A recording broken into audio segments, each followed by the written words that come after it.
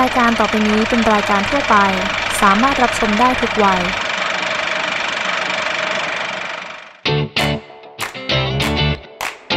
พบกันอีกเช่นเคยนะครับกับรายการ ELEX โดยมีช่างแมวและช่างป้อมผู้มากประสบการณ์มาให้ความรู้แล้ววันนี้จะมีเคสอะไรที่น่าสนใจบ้าง HD Pro นะครับรุ่นนี้รุ่นใหญ่หน่อยนะครับผมจะใช้หัวแรงหรือใช้หลอดไฟเนี่ยครับสปาร์กออกหรือว่าแบบตรงๆเลยก็ได้ครับเปลี่ยนสายนะครับก็ถือว่าจำเป็นนะครับทุกบ้านต้องมีนะครับแต่ว่าตัวนี้จะเป็น National นะครับเป็นตัวเก่าเราจะมาตรวจเช็คเครื่องชาร์จแบตเตอรี่นะครับแล้วก็เป็นอินเวอร์เตอร์ในตัวจริงๆด้วยครับไม่มีควันขึ้นยิงด้วยนะฮะมองเห็นนะครับว่ามีควันขึ้นมาแล้วนะครับ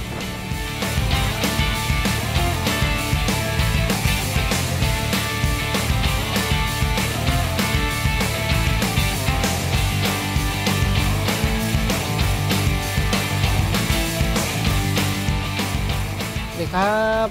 ผมช่างแมวอิเล็กทรอนิกส์นะครับวันนี้จะมาเสนอการซ่อมกล่องนะครับกล่องดาวเทียมเป็นของ IBM นะครับตัวนี้นะครับ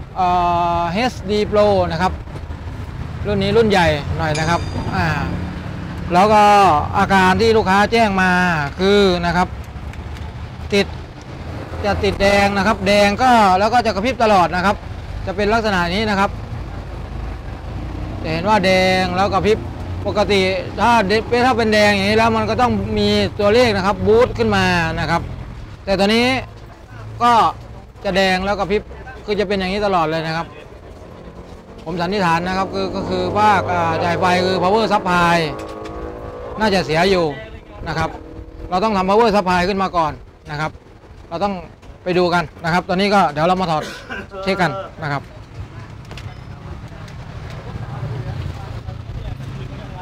ตอนนี้น็อตก็จะมีอยู่แค่3ตัวนะครับ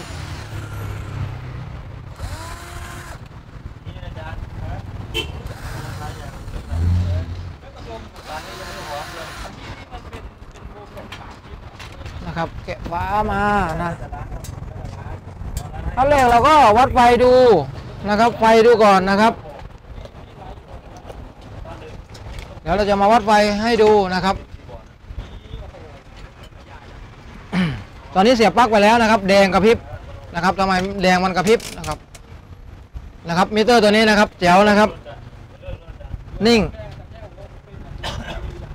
ไฟออกตัวนี้จะใช้12โวลต์นะครับจะเห็นว่าสวิงดูที่เข็มนะครับจะเห็นว่าสวิงไฟชุดนี้จะเลี้ยงแค่12โวลต์ชุดเดียวนะครับไฟสวิงจะสวิงตามไฟแดงที่กระพริบนะครับปกติถ้าเรามีชุด12โวลต์หรือว่าตัวอื่นเราก็สามารถมาเสียบลองดูได้ครับแต่ตอนนี้คือเราไม่มีนะครับเพราะเราก็สันนิษฐานนะครับคือไฟสวิงอย่างนี้ก็น่าจะมาจากชุด power supply นะครับเสียอยู่นะครับบกพร่องอยู่นะครับไม่ช็อตนะครับอย่างเงี้ยเดี๋ยวเราก็มาถอดชุด power supply ออกมาซ่อมกันนะครับpower supply ก็จะมีอยู่ทุกรุ่นนะครับแต่บางรุ่นก็อาจจะใช้เป็นหม้อแปลงอยู่ข้างนอกหรือว่าอะแดปเตอร์นะครับอยู่ข้างนอกก็มีนะครับนี่คือ power supply นะครับของกล่อง IBM ตัวนี้นะครับตอนนี้เราก็จะมาถอดซ่อมกันข้างนอกนะครับเพราะว่าถอดข้างในก็จะเกะกะนะครับ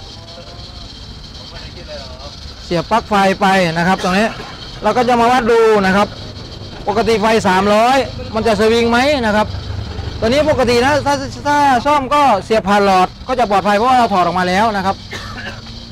ตัวนี้จะเสียบยากนิดนึงผมก็ใช้ตัวต่อถ้าเสียบผ่านหลอดมันก็จะปลอดภัยนะครับถ้าผิดพลาดอะไรมันก็จะง่ายนะครับหลอดก็จะติดนะครับนี่คือหลอดนะครับเราเสียบเข้าไปนะครับนี่แสดงว่าไม่ช็อตนะครับเรามาดูกันนะไฟ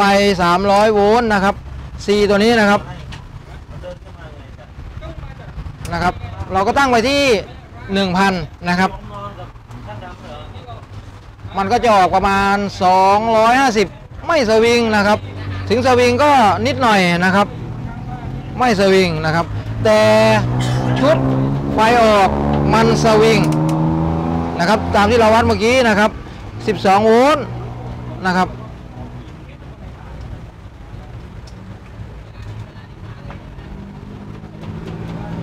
12 โวลต์สวิง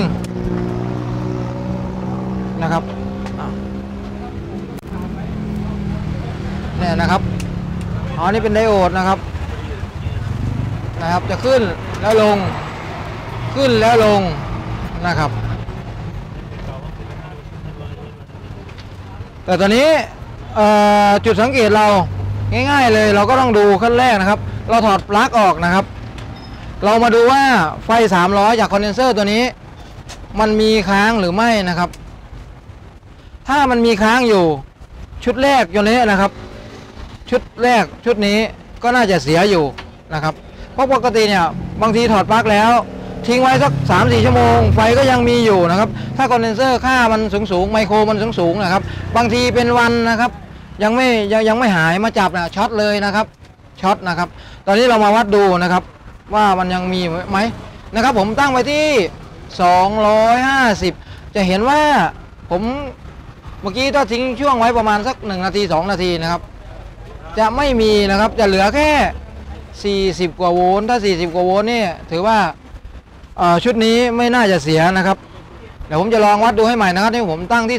250นะครับลองอีกครั้งหนึ่งว่าตอนวัดไฟนะครับผมว่าผมวัดไปแล้วครั้งแรกแต่อยากให้ดูอีกรอบนึง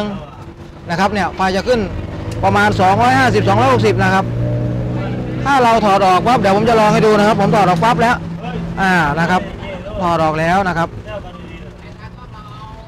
มันจะลงเลยนะครับเนี่ยสังเกตที่เข็มนะครับมันจะไหลลงนะครับคือเคสนี้ถ้าส่วนใหญ่นะครับซ่อม power supply เกือบทุกตัวหลักการนี้ถือว่าใช้ได้นะครับเราจะดูว่าถ้าไฟไม่ค้างไฟชุดแรกตรงนี้นะครับจะส่วนมากจะไม่เสียนะครับแต่ว่าก็มีนะครับเปอร์เซ็นต์ว่าไม่เสียมันก็มีบ้างนะครับแต่ว่าประเด็นหลักที่ว่าเราจะแยกว่าเราจะเช็คชุดไหนก็ใช้หลักการนี้นะครับตอนนี้เราว่าชุดแรกเนี่ยมันไม่ออกนะครับหลังจากหม้อแปลงมาเนี่ยคอนเดนเซอร์นะครับไฟ300หรือ250ที่อย่างที่ผมชอบพูดว่าไฟ300นะครับชุดนี้ไม่น่ามีปัญหาแล้วมันก็จะมีชุดออกนะครับชุดออกคือ12 โวลต์มันน่าจะมีปัญหาอยู่นะครับอันนี้การสันนิษฐานเบื้องต้นจากประสบการณ์ที่เคยทำนะครับอันนี้เอาประสบการณ์มาเล่าสู่กันฟังนะครับเพราะว่าจากการหลักการแล้วถ้าคนที่ไม่เคยซ่อมไม่เคยอะไรมันก็ต้องจับจุดจับหลักการนะครับว่าทำยังไงนะครับจะเห็นว่าพวกอะไรเนี่ยจะแดงจะดำหมดแล้วนะครับเครื่องนี้ก็ถือว่าการใช้งานคือจะเปิดแช่ไว้ตลอดนะครับมันจะแดงนะฮะลายปิ้นมันจะแดงหมดนะครับพวกไดโอดนะครับตอนนี้เหลืออะไรเหลือชุดออกนะครับเรามาดูชุดออกกันนะครับชุดออกเนี่ยตอนนี้ผมก็จะต้องมาเช็คพวก R นะครับพวกรีซิสเตอร์นะครับรีซิสเตอร์นะครับก็เป็นส่วนประกอบที่เราจะต้องเช็คนะครับจะเห็นว่า0มันเขียนว่า0นะครับ R ตัวนี้จะเขียนว่า0นะครับ0เราก็เช็คนะครับ0มันก็จะขึ้นประมาณนะครับแล้วมันจะไหลลงคือมิเตอร์มันจะไม่0นะครับจะเห็นว่าประมาณ0ประมาณ3ประมาณ2อันนี้ก็ถือว่าไม่ขาดนะครับตัวต่อไปคือ1002เนี่ยคำเลข2ตัวสุดท้ายนะครับเลข2ตัวสุดท้ายไม่ทราบว่ากล้องเห็นหรือเปล่านะครับ2ตัวสุดท้ายเราก็เอา0หมายถึง2นี่หมายถึง0 2ตัวเราเติมไปนะครับมันก็จะเป็น1002ก็จะเป็นเท่าไหร่10,000นะครับ 1,000 โอห์มเท่ากับ 1K นะครับอันนี้10,000ก็เท่ากับ 10K นะครับเท่ากับ 10K มาครับอันนี้มันเป็น4หลักนะครับอันนี้บอกตัวเลขไว้แล้วถ้าเป็นพวกรีจิสเตอร์ทั่วไปนะครับก็จะมีเป็นดำน้ำตาลแดงส้มเหลืองเขียวม่วงเทาขาวเงินทองพวกนี้นะครับต้องท่องได้นะครับตัวนี้เป็น 10K นะครับผมวัดเข้าไปนะครับดูที่มิเตอร์นะครับมิเตอร์ตัวนี้ขึ้น 10.04 มันมีค่าคาดเคลื่อนนะครับนี่ก็แสดงว่าไม่ขาดอันนี้เราเช็คแบบเข้าๆนะครับในวงจรนะครับมิเตอร์ดิจิตอลก็จะสะดวกอย่างนี้นะครับอันนี้ก็ตัดปัญหาไปไม่ใช่นะครับเราก็ดูทีละตัวนะครับตัวนี้3001เราเติม0ไปก็เป็นเท่าไหร่ครับนะครับเป็นเท่าไหร่ครับดูนะครับอันนี้น่าจะเช็คไม่ได้หรือว่า2จุดกว่าก็เป็น 3K นะครับนะครับได้ไม่ข้อมตัวอื่นนะครับเพราะว่ามันอุปกรณ์มันจะมีตัวอื่นอะไรตัวอื่นนะครับ แล้วก็เป็น 471 471 ตอนนี้เลขมันมีแค่รหัส3หลักนะครับ3หลักก็471ก็ตัวหลังก็จะเป็น1ก็หมายถึงว่า0นะครับเพิ่มมา1ตัวนะครับก็เป็น470นะครับก็เป็น470นะครับเรามาดูกันตรงที่ว่า471นะครับมันจะได้เท่าไหร่นะครับจะเห็นว่าใกล้เคียงไหมครับ465นะครับถือว่าใกล้เคียงนะครับใกล้เคียงขนาดนี้เราไม่ต้องไปสงสัยนะครับส่วนตัวอื่นนะครับก็มีอีกอันนี้ก็102นะครับ102ก็บอกไปแล้วนะครับ 10K นะครับเดี๋ยวนะ1002นะครับอันนี้ก็ไม่น่าสงสัยแล้ว102ก็นะครับ3นะครับอันนี้มันอยู่ในวงจรนะครับ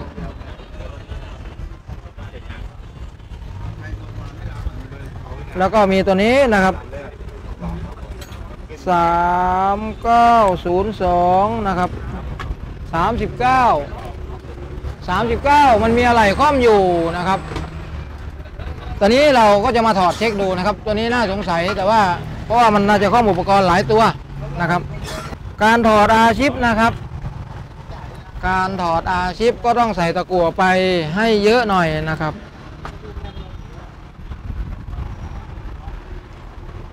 เพราะว่าอาชิปข้างล่างก็จะมีกาวนะครับใต้ท้องนะครับมีกาวอยู่มันจะไม่ออกง่ายๆนะครับเราต้องลอยออกแล้วก็ไปเก็บไว้ด้านใดด้านหนึ่งนะครับถ้าเราไม่ไปเก็บไว้ด้านใดด้านหนึ่งไม่โดยที่ไม่บัดกีตะกั่วเราจะวัดไม่ได้ครับมันจะดิ้นนะครับเพราะมันเป็นตัวเล็กนะครับนี่นะครับเราลอยออกมาแล้วเราก็มาวัดกันนะครับ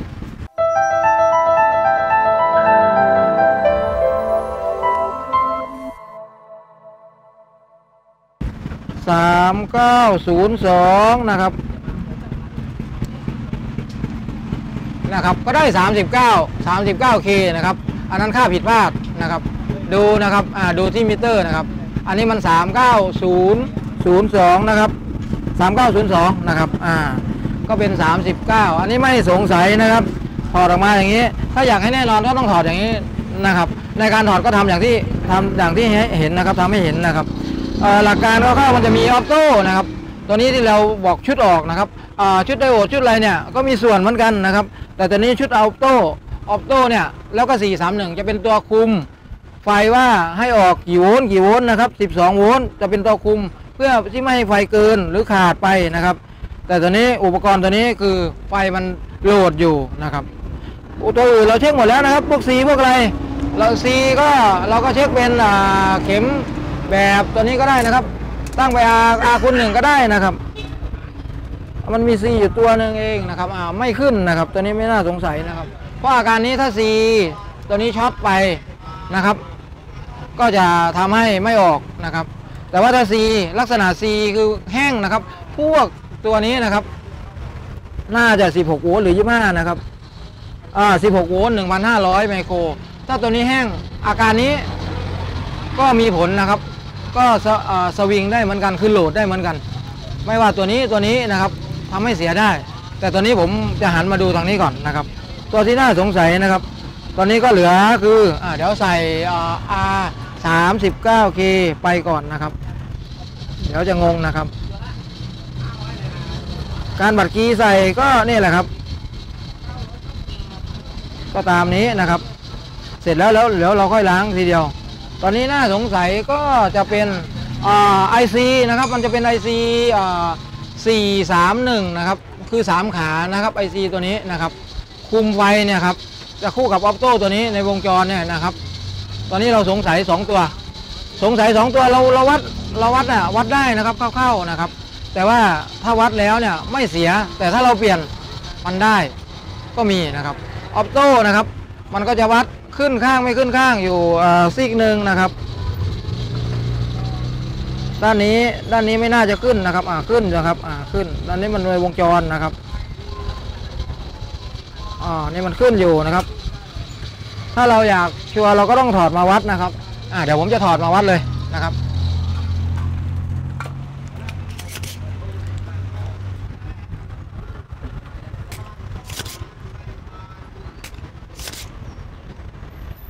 มันเหลือแค่2ตัวนะครับแต่ว่าถ้าคอนเดนเซอร์เนี่ยมันก็เป็นไปได้แต่ว่าเราดูแล้วมันไม่ปูดนะครับมันไม่บวมอันนี้ก็ไม่ค่อยสงสัยจะเป็นตัวนี้นะครับ431การถอดออกมาแล้วมันจะมีลูกศรบอกนะครับด้านนี้มันมีมาร์กอยู่นะครับมันมีมาร์กตรงนี้ก็จะมีมาร์กเหมือนกันนะครับเวลาใส่ก็ใส่ให้ตรงมาร์กนะครับมานะครับเราก็จะมาวัดดูนะครับมันวัดได้นะครับแต่ว่าวัดแล้วมันไม่แน่เสมอไปนะครับวัดแล้วไม่เสียหรือวัดแล้วเสียถ้าเสียก็โอเคแต่ว่าถ้าไม่เสียบางทีก็ไม่ได้เหมือนกันนะครับเราต้องเปลี่ยนนะครับถ้าเรามีของเก่าหรือมีอะไรหรือว่าซื้อมาอะไรมาเก็บเราก็ใส่ได้นะครับเนี่ยขึ้นข้างหนึ่งด้านนี้ต้องไม่ขึ้นนะครับไม่ขึ้นนะครับไม่ขึ้นขึ้นอยู่ข้างเดียวนะครับตัวนี้ถ้าเราสงสัยนะครับเดี๋ยวหาอะไรมาเปลี่ยนนะครับน่าจะได้ตัวนี้หาอะไรมาเปลี่ยนนะครับตัวนี้ก็431แล้วผมจะลองวัดดูก่อนนะครับ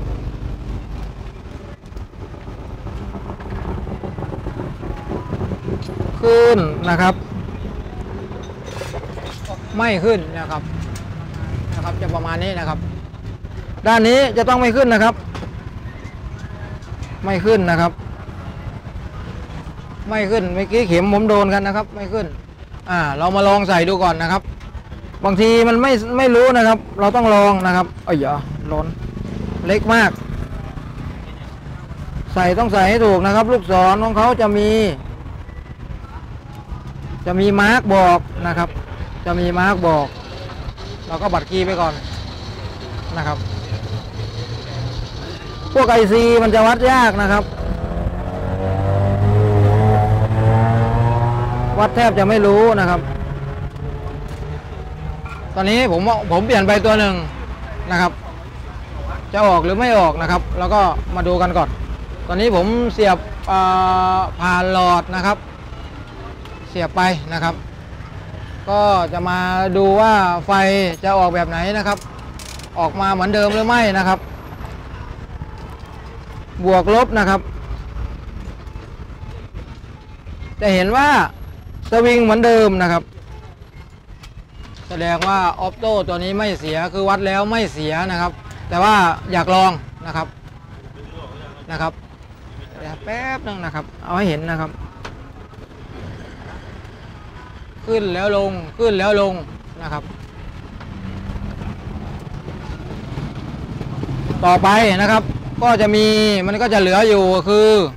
IC นะครับเป็น TL431 นะครับ3ขาเดี๋ยวผมจะลองถอดมานะครับถอดมาแล้วก็มาวัดดูมันวัดได้เข้าๆนะครับจะให้รู้ว่าเสียไม่เสียพวก IC มันวัดไม่ได้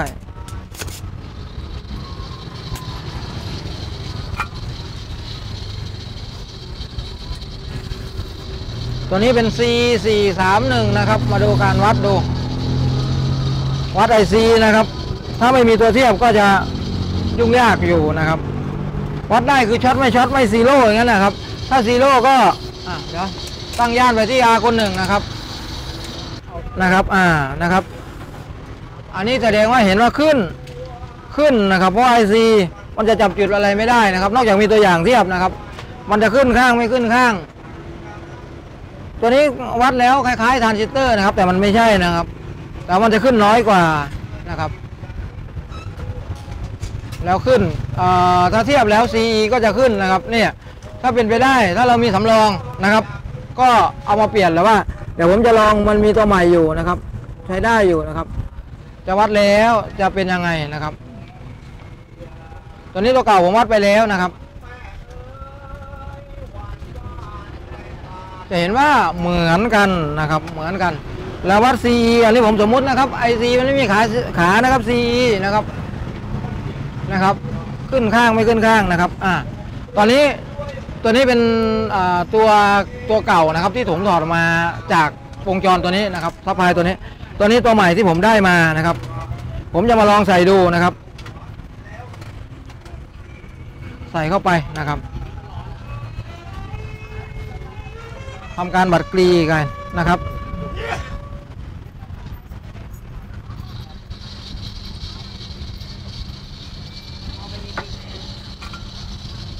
ตัวนี้นะครับบัตรกีไปแล้วนะครับแต่ส่วนใหญ่นะครับต้องย้ำปิ้นด้วยนะครับเดี๋ยวตัวนี้ล้างแล้วมาดูก่อนว่าได้ไม่ได้นะครับมันอาจจะไม่ได้นะครับ เพราะว่าที่จุดสงสัยมันมีอยู่แค่นี้นะครับถ้าชุดออกเนี่ยอย่างคอนเดนเซอร์เราหาคอนเดนเซอร์มาครอบก่อนก็ได้นะครับหลักการนะครับไม่ยากเท่าไหร่ตอนนี้ผมใส่อะไรไปครบแล้วเราก็ตรวจดูนะครับว่าอุปกรณ์โดนตัวไหนหรือไม่นะครับ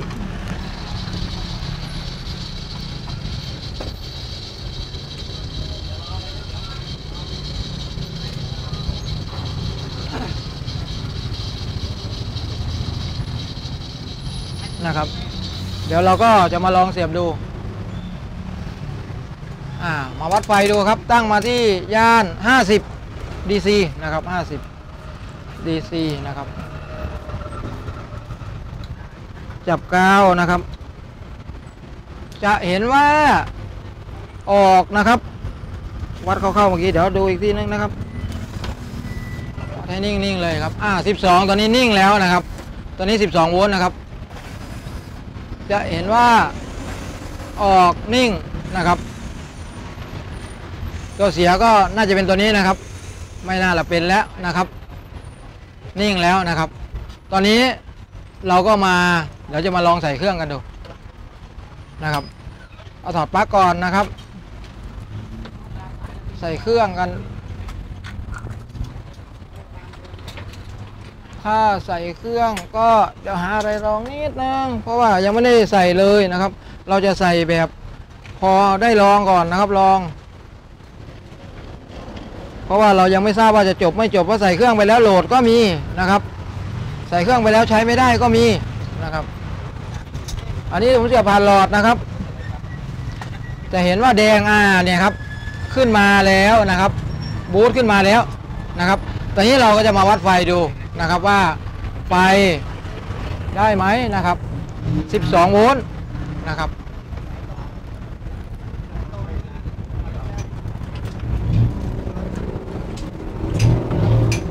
12โวลต์ถือว่านิ่งนะครับนิ่งเป็นเพราะมิเตอร์หรือเปล่าครับมิเตอร์ดีเลยนิ่งนะครับนิ่งมากนะครับ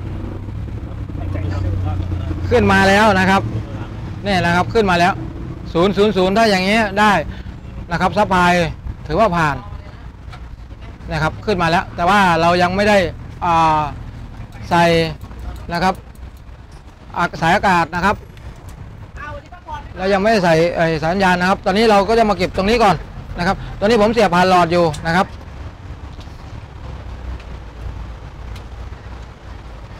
ปกตินะครับถ้าไม่ทำงานซัพพลายตัวนี้ไม่ทำงานมาจับอย่างนี้ไม่ได้นะครับดิ้นเลยนะครับอย่างหลักการที่ผมบอกนะครับผ่านคอนเดนเซอร์แล้วนะครับฟิลเตอร์ไปแล้วนะครับเกือบ300ถ้าค่าสูงอย่างเป็นหมื่นอยู่ได้เป็นเดือนครับ ถ้าค่าอย่างอันนี้22หรือ47ไมโครก็หลายชั่วโมงอยู่นะครับ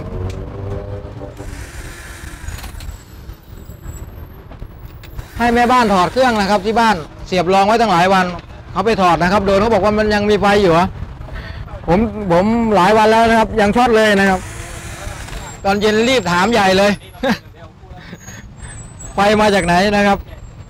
ก็ใช้ผมจะใช้หัวแรงหรือใช้หลอดไฟเนี่ยครับสปาร์กออกหรือว่าแบบตรงๆเลยก็ได้ครับแต่จะมีเสียงนะครับ ถ้าตัวใหญ่ก็ผมเคยนะครับไขควงตัวขนาดเนี้ยเล็กกว่านี้นิดนึงค่าเป็น10,000-20,000ไมโครไขควงขาดเลยนะครับขาดนะครับขาดแน่นอน เรื่องจริงครับ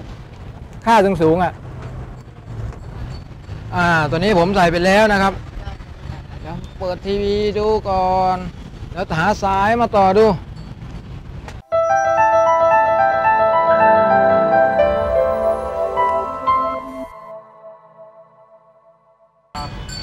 นะครับก็จะเห็นว่า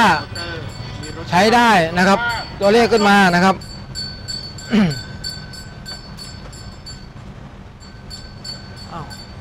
ปลั๊กนะครับปลั๊ก อะไรหลวมทีวี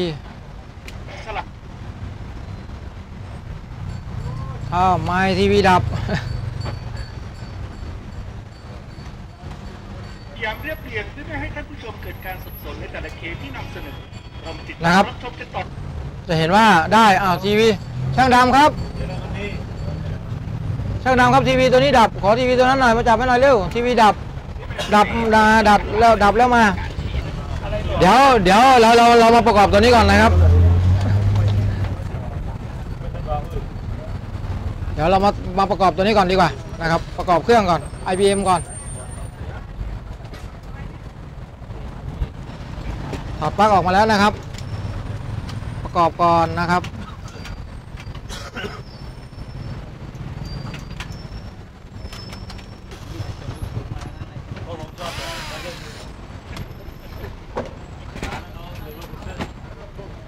เสียบปลั๊กเพื่อทดสอบนะครับ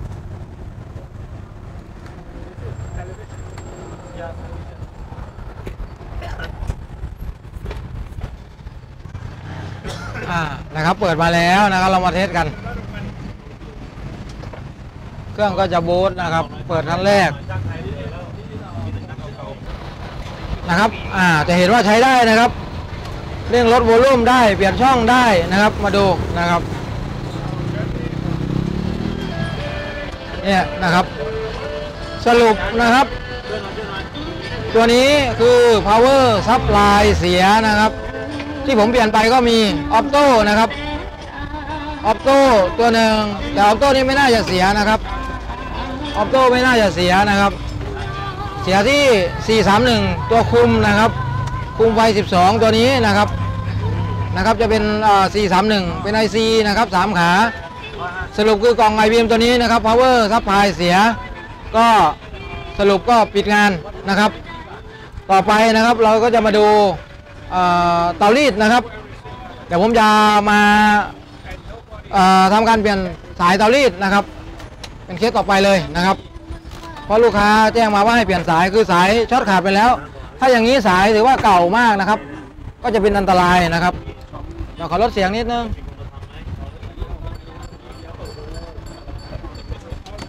นะครับสายเส้นนี้นะครับสีน้ำเงินก็ขาดไปแล้วนะครับอันตรายนะครับ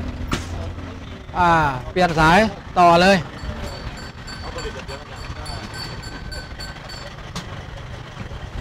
เปลี่ยนสายนะครับก็ถือว่าจำเป็นนะครับทุกบ้านต้องมีนะครับแต่ว่าตัวนี้จะเป็นเนชั่นแนลนะครับเป็นตัวเก่าคือจะหนักมากนะครับถ้ารุ่นเก่าๆอย่างนี้คงทนนะครับจะไม่เสียง่ายนะครับแล้วน้ำหนักหนักมากคือเวลารีดเนี่ยจะไม่ต้องกดมากไม่เหมือนรุ่นใหม่ๆคือจะเบานะครับตอนนี้ก็จะมาเสนอแบบง่ายๆกันนะครับให้ดูนะครับสายผูกหมดแล้วนะครับตัวนี้ก็หักไปแล้วนะครับสายใหม่ก็จัดการมาแล้วนะครับก็จะเป็นอย่างนี้นะครับตัวนี้2 เมตรนะครับ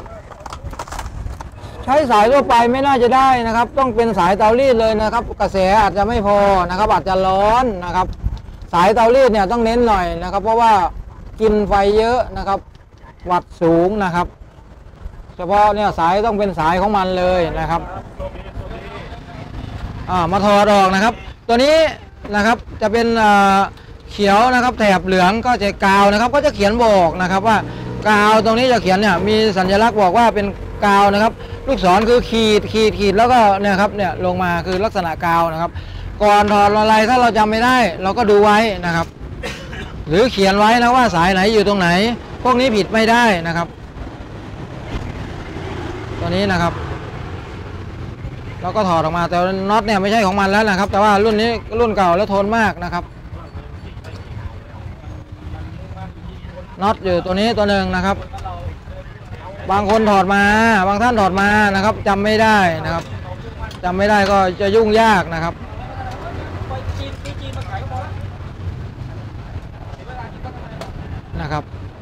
ถ้าสมมุติว่าเรากลัวจำไม่ได้นะครับแต่ผมลองนะครับจำไม่ได้เราก็ทำทีละเส้นนะครับแต่อย่าลืมถอดตัวนี้ก่อนนะครับตัวนี้มันใหญ่นะครับถอดไปสอดไปเราสอดได้นะครับตัวนี้แสดงว่าใช้จนขาดไปแล้วนะครับแต่คงไม่มีปัญหานะครับเพราะว่าเราจะต้องมาขดรวมที่นี่นะครับสายกาวนะครับ ก็จะเป็นสีเขียวนะครับแถบเหลืองนะครับเน้นเลยนะครับไม่ให้ผิดหรือว่าถ้าเราอยากจะวัดหรืออยากจะรู้ผมวัดให้ดูก็ได้นะครับเอาวัดแบบมีเสียงมิเตอร์ตัวนี้ดีนะครับวัดเสียงได้นะครับตี๊ดเลยนะครับเสียงดังตี๊ดนะครับเราอยากรู้ว่ากาวเส้นไหนเพื่อความมั่นใจนะครับแต่ตัวออกมาใหม่เนี่ยต้องมีกาวนะครับรุ่นทุกวันเนี่ยนะครับกาวมันจะอยู่ตรงนี้แต่มันไม่ได้ใช้งานแต่เห็นว่าร้องนะครับนี่คือเส้นสายดินนะครับอันนี้ก็จะเป็นเส้นไฟนะครับ2เส้นนะครับถ้าเราไม่มั่นใจนะครับเราจะรู้ได้อย่างไรว่าสายใดเป็นสายไฟนะครับสายไหนเป็นสายดินนะครับเนี่ยเส้นนี้ไฟนะครับไฟจะเป็นขั้วไหนนั้นไปจับมันสามารถกลับได้หมดนะครับสรุปแล้วเส้นนี้ก็เป็นสายดินนะครับมิเตอร์ร้องนะครับผมเปิดเป็นแบบมีเสียงนะครับตัวนี้เราก็มาใส่ที่ดินเลยนะครับเพราะว่าเดี๋ยวจะลืมจะทำให้เห็นว่าการว่าลืมจะต้องทำอย่างไงนะครับถอดทีละเส้นนะครับตัวเมื่อกี้ไม่มีกลมๆวงแหวนอย่างนี้ให้นะครับหางปลานะครับตัวนี้มีก็จะสะดวกนิดนึงนะครับเวลาขันก็ต้องโยกมาหน่อยครับอย่าให้ไปเดี๋ยวก็จะไปโดนกันกับฝั่งโน้นนะครับตัวนี้นะครับส่วนตัวนี้ใส่ตัวไหนก็ได้นะครับใส่ตัวไหนก็ได้นะครับไฟก็เอ็นก็เอลนะครับใส่ได้หมดก็ส่วนใหญ่ก็มีสายนี่แหละครับแต่ว่าพวกไมโครสวิตช์พวกอะไรพวกสวิตช์นะครับพวกสวิตช์ก็ไม่ค่อยเสียนะครับถ้ารุ่นเก่าๆจะทนนะครับแข็งแรงมากแต่เตารีดยุคใหม่จะเป็นเตารีดไอ้น้ำนะครับเวลาใช้ไปก็จะทำให้น้ำรั่วนะครับแล้วก็น้ำก็จะซึมลงไปสู่ตัวเครื่องแผ่นความร้อนนะครับก็จะทำให้เสียไวนะครับแล้วก็ซ่อมไม่มีอะไรนะครับไม่ค่อยมีอะไรนะครับตัวนี้นะครับถ้าเราไม่อยากให้มันหลวมแล้วเราก็มาขดรอบตรงนี้นะครับพันรอบๆนะครับจะมีนะครับพันอย่างนี้นะครับมันก็จะดึงแล้วก็จะมาติดตรงนี้นะครับก็ปอกใส่สายนะครับมาใส่นะครับนะครับแล้วก็ตัวนี้ใส่ผิดข้างแล้วฝานี้ก็จะมาดันตัวนี้อยู่นะครับ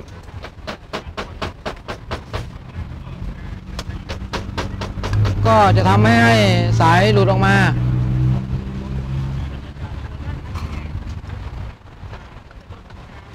นะครับเราก็จะมาเทสกันนะครับว่าเปลี่ยนสายแล้วจะเป็นอย่างไรนะครับเพราะว่าของเดิมมันมาสายมันขาดนะครับเราก็จะให้เห็นนะครับแต่หลอดไฟเราไม่น่าจะสว่างได้แต่ว่าเรามาดูเราลองผ่านหลอดนะครับจะสังเกตอยู่ที่หลอดนะครับเบื้องต้นก่อนนะครับเสียบไปแล้วนะครับเรามาเร่งขึ้นมานะครับแสดงว่าเราเร่งขึ้นมาประมาณ3หรือ4เลข3เลข4ไฟก็สว่างนะครับถ้าไฟสว่างก็แสดงว่าแผ่นความร้อนทำงานนะครับเพราะว่าแผ่นความร้อนที่วัดมันสูงมันก็จะมาตกก้อนเลยคือมาสว่างที่หลอดนะครับถ้าเราลดลงมานะครับมันก็ดับก็แสดงว่าไฟไม่เข้าแผ่นความร้อนแล้วนะครับปกติประมาณเลข3เลข4เร่งขึ้นแหละแผ่นความร้อนต้องทำงานนะครับถ้าเร่งขึ้นไป5 6แล้วแผ่นความร้อนไม่ทำงานก็แสดงว่าความร้อนจะไม่เยอะนะครับไม่แรงนะครับตอนนี้เราก็เร่งขึ้นมานะครับจะเห็นว่าแผ่นความร้อนทำงานตอนนี้เรามาเสียบตรงดูนะครับเสียบตรงดูนะครับจะเห็นว่าหลอดบอกสถานะติด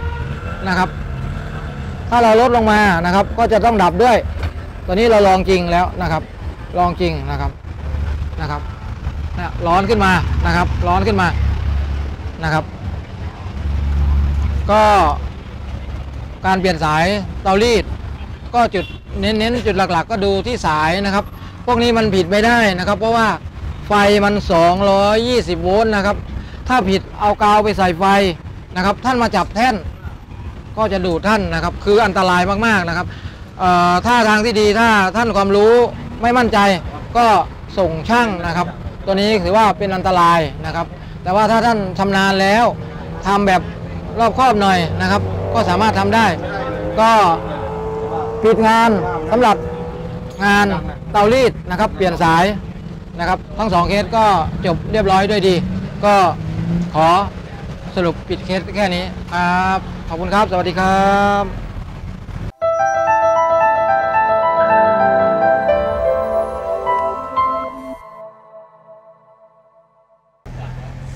สวัสดีครับวันนี้พบกับผมนะครับช่างปีชาเราจะมาตรวจเช็คเครื่องชาร์จแบตเตอรี่นะครับแล้วก็เป็นอินเวอร์เตอร์ในตัวได้ด้วยนะครับลูกค้าแจ้งมาว่าเสียบไฟที่บ้านแล้วทำให้ฟิลที่บ้านตัดนะครับเราก็จะทำตามคำพูดที่ลูกค้าบอกว่าตัดจริงหรือเปล่านะครับลองเลยนะ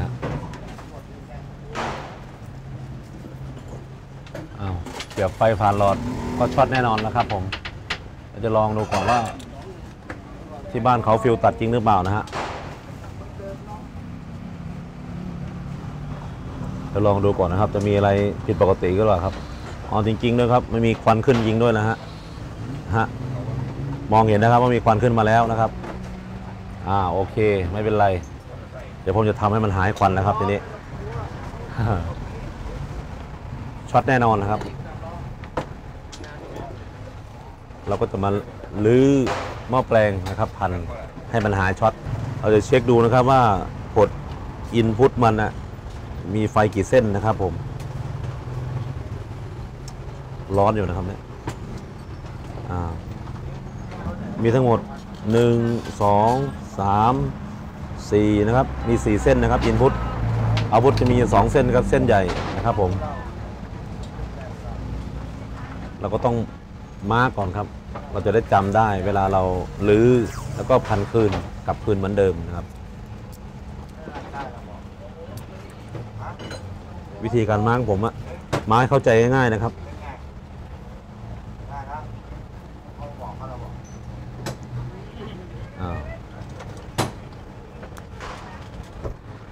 ลวดนี้เป็นลวดเส้นเดี่ยวมานะครับเขียนเลยครับเลข1นะฮะเลข1ทั้ง2ข้างครับ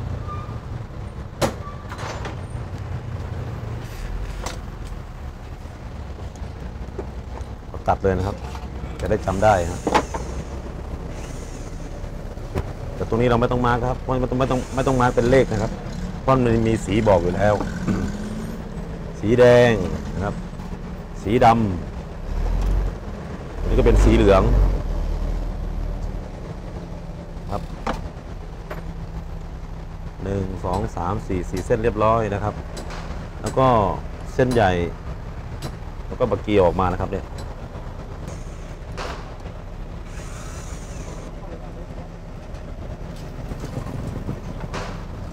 จำตำแหน่งให้ดีนะครับจำเพราะ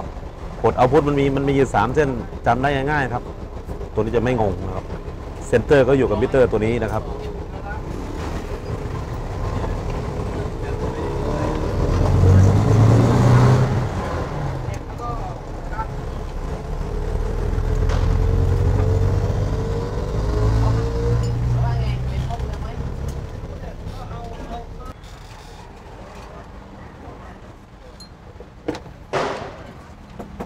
สายไฟตัวนี้เราเขียนไว้แล้วนะครับว่าสีเหลืองอยู่ฝั่งนี้สีแดงอยู่ฝั่งนี้นะครับจากที่ท่านผู้ชมได้เห็นนะครับเครื่องอินเวอร์เตอร์ที่ช่างปีชากำลังซ่อมอยู่นี้มีปัญหาให้เห็นชัดเจนเลยนั่นก็คือควันขึ้นที่ตัวหม้อแปลงไฟฟ้าซึ่งงานนี้ช่างปีชามองว่าแก้ปัญหาได้ไม่ยากเลยเพราะถ้าพูดถึงเรื่องของหม้อแปลงแล้วช่างปีชาเองก็เป็นอีกหนึ่งในผู้เชี่ยวชาญด้านนี้ณบ้านหม้อแห่งนี้ซึ่งจะมีลูกค้าแวะเวียนมาสอบถามรวมทั้งมาใช้บริการเป็นจำนวนมากทั้งอุปกรณ์ที่ใช้งานทั่วไปรวมทั้งงานนักเรียนนักศึกษาที่ทำขึ้นมาพิเศษเพื่อใช้ในการเรียนการทำโครงงานในส่วนของหม้อแปลงตัวนี้เพียงแค่ทำการถอดแล้วตรวจเช็คก็จะรู้แล้วว่าไหม้ที่ไหนเพราะสาเหตุอะไรแต่ช่างปีชาได้แจ้งว่าการไหม้แบบนี้เป็นการชำรุดเสียหายที่ต้องทำการรื้อและเปลี่ยนเกือบทั้งหมดความยากไม่ได้อยู่ที่การรื้อหรือการพันใหม่ใส่ลงไปแต่เป็นเรื่องของเวลาที่ต้องใช้ไปมากกว่าเพราะใช้เวลารื้อและพันนานมากพอตัวเลยไม่ต่ำกว่า2 ชั่วโมงหมุนน็อตออกเรียบร้อยแล้วนะครับ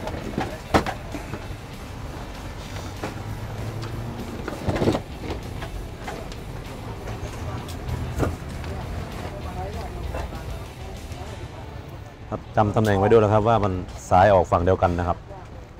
ออกฝั่งเดียวกันนะฮะลวดไฟออกเส้นใหญ่อยู่บนนะครับอินพุตอยู่ล่างนะครับเราจะมาลื้อหม้อแปลงครับทีนี้เมื่อรู้แล้วว่าปัญหาอยู่ที่หม้อแปลงช่างปรีชาก็ทำการลื้อหม้อแปลงออกจากเครื่องอินเวอร์เตอร์ทันทีแต่สิ่งสำคัญของการลื้อนั่นก็คือต้องจำให้ได้ว่าสายไฟแต่ละเส้นเราถอดออกมานั้นอยู่ตำแหน่งใดบ้างซึ่งช่างปรีชาเองถึงแม้จะเป็นมืออาชีพแล้วก็ยังจะต้องทำมาร์กเอาไว้เพื่อที่จะได้จำได้เวลาประกอบเข้าเพราะสายไฟนั้นมีจำนวนมากและถึงแม้จะมีสายไฟไม่มากก็ต้องกันไว้กันสับสนเวลาประกอบนั่นเองที่เหลือก็ไม่ได้ยุ่งยากอะไรและในส่วนไฟเข้านั้นจะอยู่ที่ด้านล่างของหม้อแปลงในส่วนของไฟออกจะอยู่ด้านบนต่อมาก็ทำการถอดแผ่นเหล็กที่ประกบออก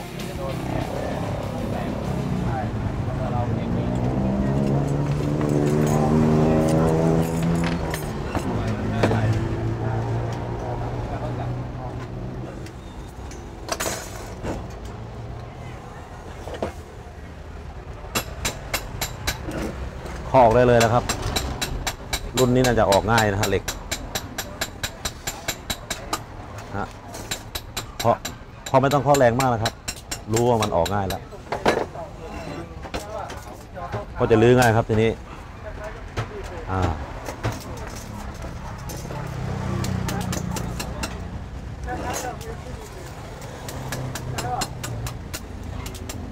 ไม่ยากนะครับเหล็กตัวนี้น่าจะออกง่ายแล้ว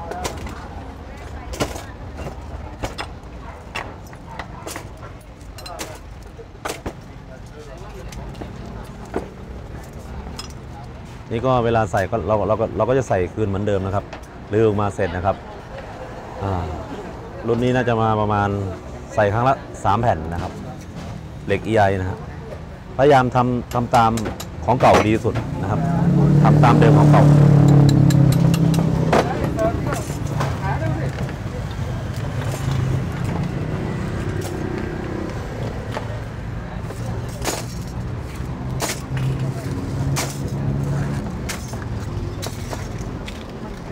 เอาละนะครับ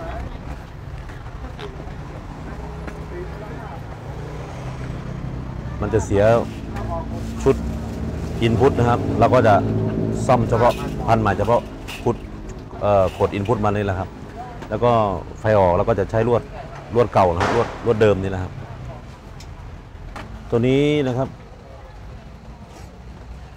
กดไฟเข้ากดอินพุตมันนะฮะจะมีกด110กด110ติดมาด้วยกดหนึ่งฮะเพราะตัวนี้หน้าเครื่องอินเวอร์เตอร์ตัวนี้มันใช้110กด110ก็มีนะฮะเข้า220โวลต์จริงๆแล้วสแตนดาร์ดนะครับตัวนี้เข้า220โวลต์ออก12โวลต์นะครับก็พันทีละ2 เส้นฮะเขาเรียกว่าพันคู่นะครับแล้วก็เอามาต่ออนุกรมกันนะครับเราจะมีกดเป็น12 ประมาณนี้นะครับเดี๋ยวเข้าเครื่องพันฮะรอบมันถึงจะได้ไม่งงนะครับลวดไฟออกนี่น่าจะตกประมาณเบอร์12นะครับเส้นใหญ่พอสมควรนะครับแอมป์จะสูงโวลต์จะน้อยครับตู้ชาร์จฮะเกือบทุกรุ่นนะครับต้องแอมป์ต้องสูงไว้ก่อนนะครับเพราะว่าเครื่องชาร์จแบตเตอรี่เรานะครับเครื่องชาร์จแบตเตอรี่ถ้าแอมป์ไม่สูงมันก็จะชาร์จหม้อแบตรถยนต์นะครับที่มัน60 แอมป์70 แอมป์อย่างเงี้ยฮะถ้าเครื่องชาร์จเราแอมป์ไม่สูงมันก็จะชาร์จเข้าลำบากนะครับถ้าแอมป์สูงมันจะชาร์จเข้าง่ายนะครับเราจะมานับรอบกันนะครับทีนี้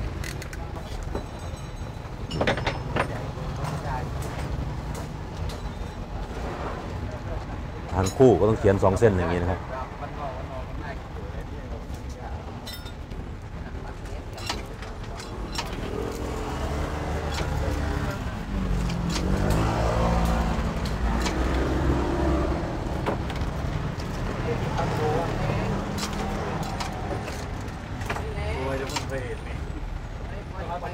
ยังร้อนอยู่เลย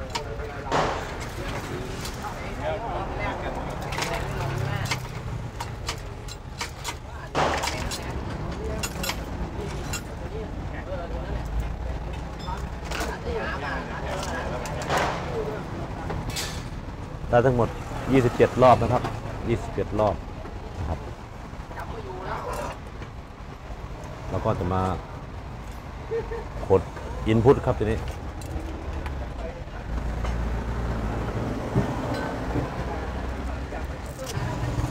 เริ่มต้นนะครับกดเส้นนอกมันฮะจากทั้งหมด4เส้นฮะเริ่มต้นจากสีส้มก่อนนะครับผมสีส้มนะครับ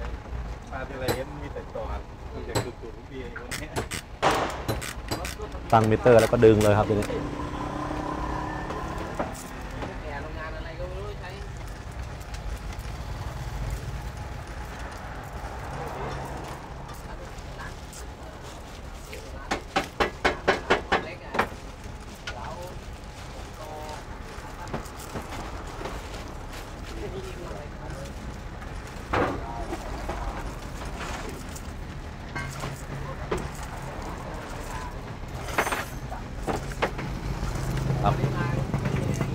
เริ่มเห็นรอยไหม้แล้วนะครับทีนี้ อันนี้น่าจะประมาณเบอร์22นะครับกด Input มันนะฮะลวดกด Input นะครับ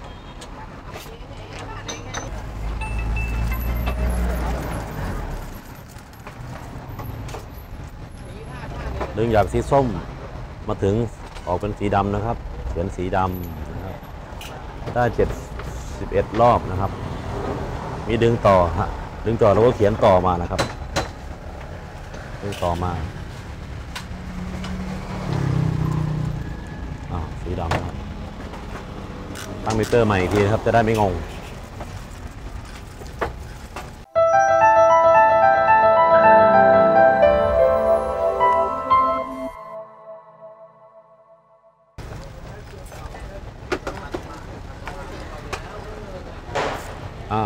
นะครับจากสีดำมาถึงสีแดงนะครับได้ทั้งหมดมิเตอร์มันขึ้น198รอบนะครับสีแดงนะครับยังมีต่อแล้วเขียนต่อไปครับตัวนี้เขียนต่อไปอีกนะครับตั้งมิเตอร์ใหม่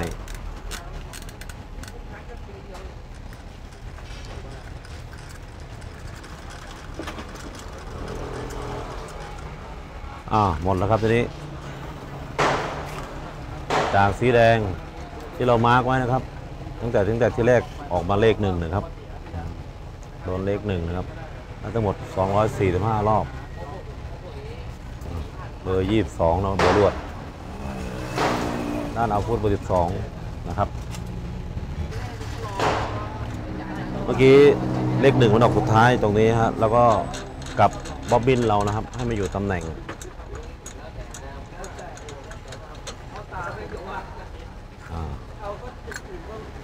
เวลาเราพันเราก็จะเริ่มจากตรงที่เราดึงออกล่าสุดนะครับจะได้จำง่ายเหมือนเดิมเวลาเราต่อ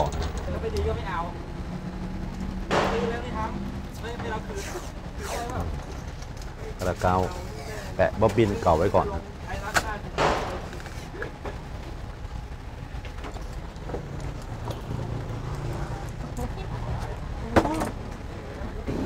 กด Input 220 โวลต์นะครับต้องเป็นเบอร์เล็กนะฮะ220 โวลต์มันเป็นไฟสูงนะครับแล้วก็กด12 โวลต์โวลต์มันต่ำแอมป์สูงโวลต์ต่ำแอมป์สูงรอบต้องน้อยนะครับแล้วก็ถ้าโวลต์มากนะครับลวดต้องเบอร์เล็กลง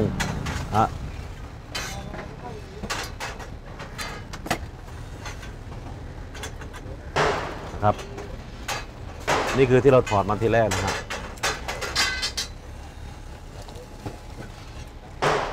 เรามาร์กไว้ว่าจำไว้ด้วยนะฮะเลข1นะครับนี่คือกดที่1นะครับเราจะเข้ากดที่1กันนะครับอยู่ลึกสุดนะครับกดที่1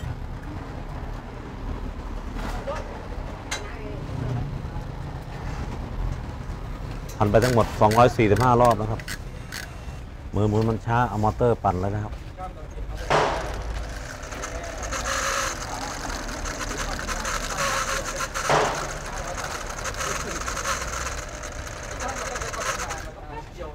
245รอบครบนะครับ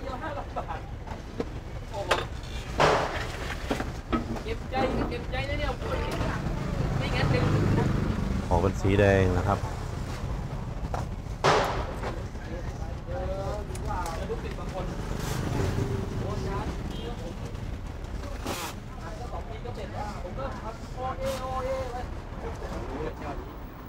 กระดาษกันช็อตไปหน่อยนะ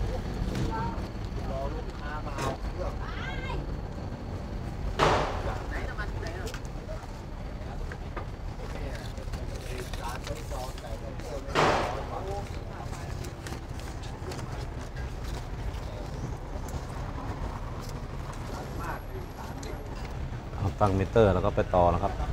จากแดงไปหาดำนะครับ198 รอบนะครับ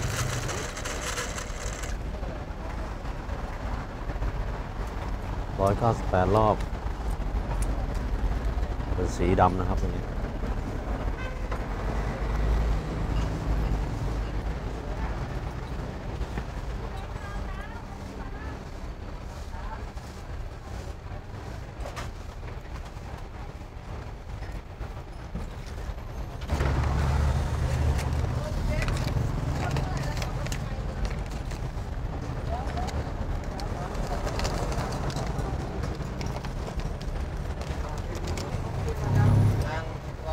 ตั้งมิเตอร์อีกทีนะครับชุดสุดท้ายนะครับ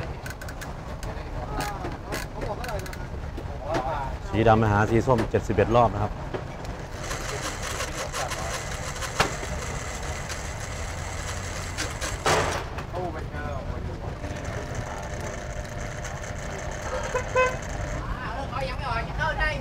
โอเคครับ954ยังไม่ออกเลยกด input เสร็จแล้วนะครับทีนี้กด inputการพันขนลวดก็ทำการพันย้อนจากที่ทำการรื้อคือพันเส้นสีแดงก่อนที่จำนวน245 รอบแล้วทำการพันกระดาษทับโดยรอบต่อมาก็ทำการพันเส้นสีดำที่จำนวน198 รอบแล้วก็พันทับด้วยกระดาษเช่นเดิมต่อมาก็ทำการพันเส้นสีส้มอีกจำนวน71 รอบแล้วพันทับด้วยกระดาษก็ถือว่าเป็นอันจบสิ้นการพันลวดทองแดงไฟเข้าโดยลวดทองแดงที่ใช้เป็นเบอร์ 22สายไฟก็ใช้สายเส้นเดียวกันทั้งหมดเมื่อพันได้แต่ละรอบก็ทำการตัดงอให้ทับกันเพื่อทำให้เกิดความหนาจะได้ง่ายต่อการใช้งานและไม่ขาดง่ายกดเอาพุทต้องใช้ลวดเดิมครับแต่ใช้ลวดใหม่ก็ได้นะครับแต่ว่าตัวนี้ผมใช้ลวดเดิมเพราะกดอินพุตถ้าลวดใหญ่รอบไม่เยอะมันจะไม่ค่อยเสียนะครับแต่ยากนิดนึงนะตำแหน่งเดิมนะใส่ตำแหน่งเดิมในส่วนต่อมาทางช่างปีชาก็ทำการพันลวดทองแดงเบอร์ 12 ทับลงไปแต่ลวดทองแดงนี้ช่างปีชาเน้นใช้ของเดิมเพราะว่าลวดทองแดงเดิมไม่ได้เกิดความเสียหายแต่อย่างไรความยาวเมื่อนำมาพันก็จะได้ใกล้เคียงรอบเท่ากับของเดิมลวดทองแดงเบอร์ยิ่งน้อยก็ยิ่งมีขนาดใหญ่ขึ้นการพันก็จะยากขึ้นด้วยเช่นกันเพราะมีความแข็งของลวดเข้ามาเป็นอุปสรรคแต่ก็ไม่ต้องตั้งเครื่องนับรอบเหมือนอย่างลวดทองแดงในส่วนของไฟเข้าเวลาพันก็จับหัวท้ายชนกันแล้วพันเป็นคู่ก็จะใช้เวลาในการพันลวดทองแดงลดน้อยลง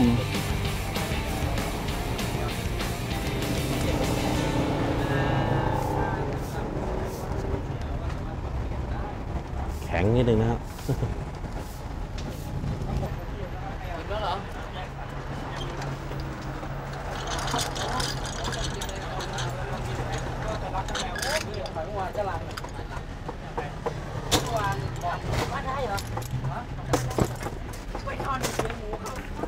พันเสร็จแล้วครับตัวนี้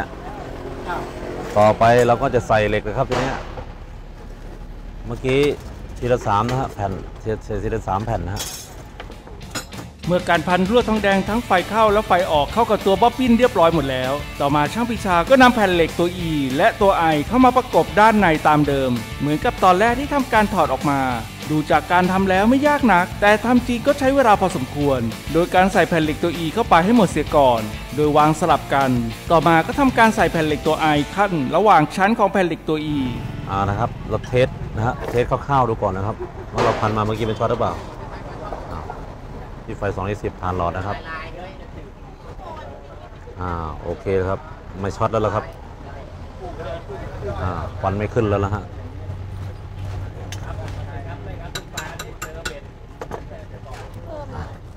ต่อไปเราอาบน้ำยาวานิชก่อนนะครับ เมื่อช่างปีชาประกอบแผ่นเหล็กและทำการยึดล็อกด้วยสกรูให้เข้ากันได้ตามที่ต้องการแล้วในส่วนต่อมาก็คือการทดสอบว่าสิ่งที่ทำมานั้นสามารถใช้ได้หรือไม่และชำรุดเสียหายอีกหรือไม่เพราะถ้าหากทำไม่ดีลวดทองแดงไม่ต่อเชื่อมกับหม้อแปลงก็ใช้ไม่ได้หรือลวดทองแดงเกิดการสีกันจนทำให้น้ำยาที่เคลือบทองแดงไว้หลุดออกมาลวดทองแดงก็อาจจะช็อตกันได้อีกเช่นกันเราต้องอาบน้ำยาวานิชก่อนนะครับ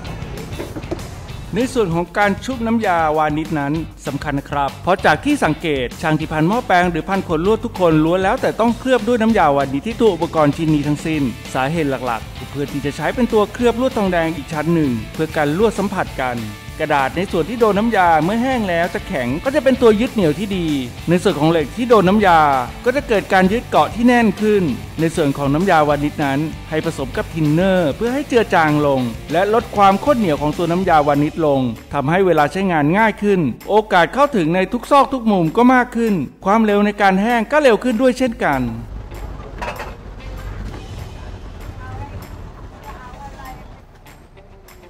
การอาบน้ำยาวานิชประโยชน์ของมันก็คือทำให้เหล็กของเราเนี่ยครับโดนน้ำยาวานิชเข้าไปมันก็จะแน่นนะครับลวดทองแดงเวลาเจอน้ำยาวานิชเข้าไปมันก็เวลาน้ำยาวานิชแห้งมันก็จะเหนียวแน่นนะครับทำให้ลวดไม่ดิ้นเหล็กไม่ดิ้นนะครับ